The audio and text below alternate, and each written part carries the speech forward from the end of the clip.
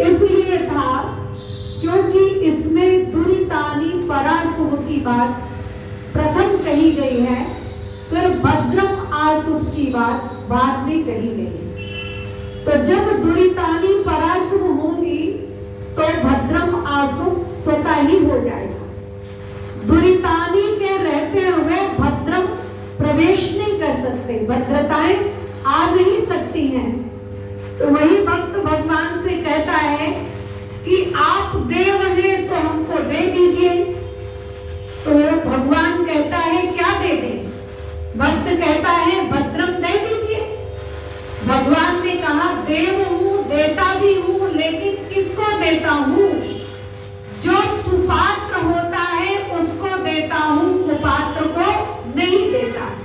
तो कहा सुपात्र बनने के लिए क्या करना पड़ेगा? कहा भाई दुरितानि पराशुभ करना होगा, तो मैं भद्रम आशुभ कर दूंगा। भक्त कहता है कि भाई सारी हम दुरितानि पराशुभ ना कर पाए, कुछ बहुत कर ले तो? भगवान ने कहा एक घड़े में 100 छेद हो, 99 बंद कर दो, एक खुला रहे तो कहा ये सारी ही दूर करनी पड़ेगी। तो फिर भक्त कहता है सविता। सविता का अर्थ यहाँ पर पिता है। पिता कह करके भक्त उछल पड़ता है, कहता है कि भाई अब तो आपको पराशुभ करना ही होगा, क्योंकि मैंने अब आपको पिता संबोधित कर दिया है और पिता की प्रॉपर्टी में पुत्र का तो अधिकार होता ही है। तो कहा हाँ होता है, लेकिन कब होता है? दूसरा मंत्र कहता है कि उस परमात्मा की हम अति प्रेम से विशेष भक्ति करें। जब हम परमात्मा की विशेष भक्ति करते हैं तो जैसे रोते हुए शिशु के मुख में अगर हम 2 बूंद शहद की डाल देते हैं तो रोता हुआ जो शिशु है वो चुप हो जाता है, शांत हो जाता है।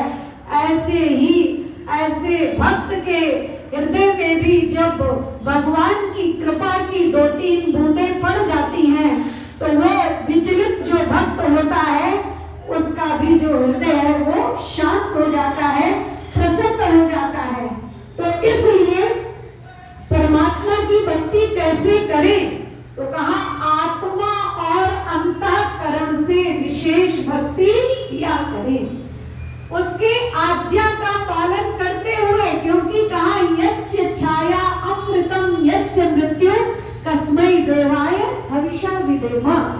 भक्ति अर्थात उसकी आज्ञा है ये कार्य करो, ये कार्य न करो ना।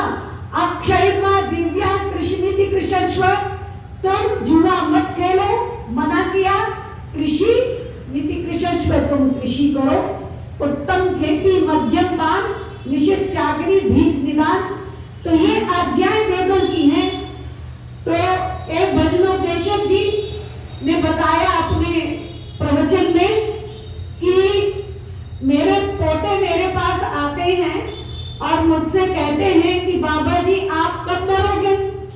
तो मैं कहता हूँ क्यों, तुम ऐसा क्यों पूछते हो?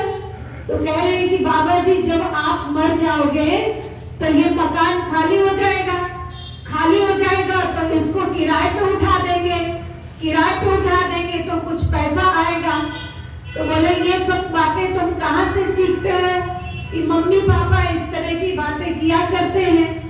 तो उन्होंने क्या किया कि पूरा मकान बेच दिया और बेच करके जो पैसा प्राप्त हुआ सारा का सारा पैसा उन्होंने आर्य समाज को दान कर दिया। तुम आज्ञाओं का पालन करो नहीं। भक्ति अर्थात सेवा, भज सेवायाम धातु से भक्ति शब्द बनता है। तो आप भक्ति कैसे करें परमात्मा की? कहा आत्मा और अंतःकरण से उसकी भक्ति किया करें। जैसे एक लबरा और लबरी में प्यार होता है तो लबरी लबरा से क्या कहती है?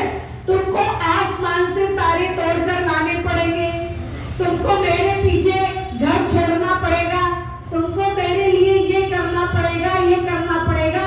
सारी शर्तें मंजूर होती हैं। क्यों? क्योंकि वहां प्यार जो है वो आत्मा और अंतःकरण से हो जाता है। तो इसी तरह से वो तो परमात्मा है,